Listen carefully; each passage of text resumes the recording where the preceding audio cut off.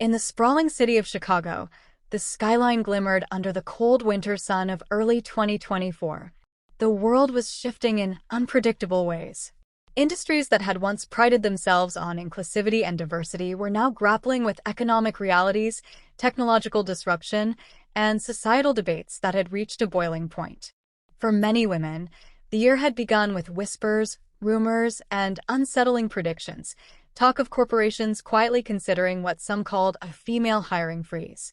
It sounded extreme, even unbelievable, but as stories began surfacing, it became clear that it wasn't just idle gossip. Major companies, faced with rising lawsuits, diversity controversies, and increasing operational costs, were reevaluating their hiring practices. The debate was less about capability, since women had proven themselves across every field, and more about risk management, liability, and optics in a society polarized over gender politics. Emily Carter, a 32-year-old project manager in Chicago, had been with her tech firm for 8 years. She had started at the bottom as an assistant analyst and worked tirelessly to climb the corporate ladder. She was intelligent, hardworking, and respected by her team. Yet, when she applied for a director-level promotion in January 2024, she was told the company had frozen upper-level hiring of women due to a series of discrimination lawsuits pending in court. It wasn't an official policy, not something you'd find in writing, but everyone whispered about it in the hallways. Emily was devastated. She had poured her heart into the company. Long nights, weekends spent on spreadsheets and product rollouts, sacrifices in her personal life, all for the dream of reaching leadership. Now she was told she'd have to wait indefinitely. "I don't understand," she told her colleague David Mitchell over coffee one snowy morning. "I've done everything right.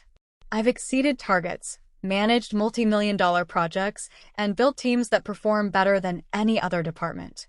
But now they're saying they won't promote women because they're scared of lawsuits? How's that fair?" David, older and more seasoned in corporate culture, sighed. "It's not fair, but companies are afraid. Every time they promote a woman and something goes wrong, they're worried it will be interpreted as discrimination, harassment, or favoritism. Executives don't want the risk anymore. It's easier for them to quietly slow down female hires and promotions than deal with another court case." The words stung Emily like ice. She knew the legal climate had changed. Over the past 3 years, there had been a rise in high-profile lawsuits involving gender discrimination, unfair dismissal, and workplace harassment. Some were legitimate cases of wrongdoing, while others were ambiguous, messy, complicated human conflicts that spiraled into expensive legal battles. Corporations were bleeding millions in settlements. Instead of addressing workplace culture head-on, some executives were taking the easy way out, simply reducing female hires. The public didn't know about it yet. Officially, companies still boasted about diversity initiatives and gender balance on their websites. But behind closed doors, boardroom discussions leaned in another direction. Emails carried cautious wording. HR departments became tight-lipped, and female job applicants noticed interviews drying up. Emily wasn't the type to sit quietly. She began documenting everything: emails, meeting notes, conversations with HR. She spoke with other women across industries, gathering stories that mirrored her own. A banker in New York had been told she wouldn't be considered for partner this year, despite record-breaking revenue. A lawyer in Los Angeles confided that her firm had paused hiring women associates to reevaluate future staffing policies. A woman in finance in Dallas shared that the last 3 hires at her company had all been men, despite women applicants being equally qualified. As the months rolled on, Emily realized this wasn't just her personal struggle, it was a nationwide trend. She reached out to investigative journalists, hoping to shed light on what she called the silent freeze. Some reporters dismissed her, saying she didn't have enough evidence. Others were intrigued but cautious, fearing lawsuits from the corporations she named. Meanwhile, the economy was tightening. Inflation and automation had hit businesses hard. AI tools were replacing administrative jobs at a rapid pace, and layoffs were spreading through industries that once seemed untouchable. When companies did hire, they leaned toward low-risk candidates, often meaning men who executives assumed would be less likely to sue. One evening, Emily attended a networking event at a downtown Chicago hotel. She wore a navy blazer and carried her worn leather portfolio, filled with research and notes. After the keynote speech, she struck up a conversation with Thomas Grant, a policy advisor who worked with a business regulatory group.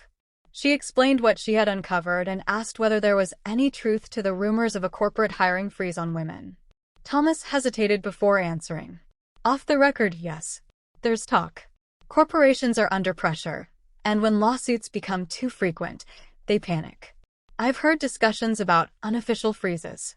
No company will ever admit it publicly, but the practice exists.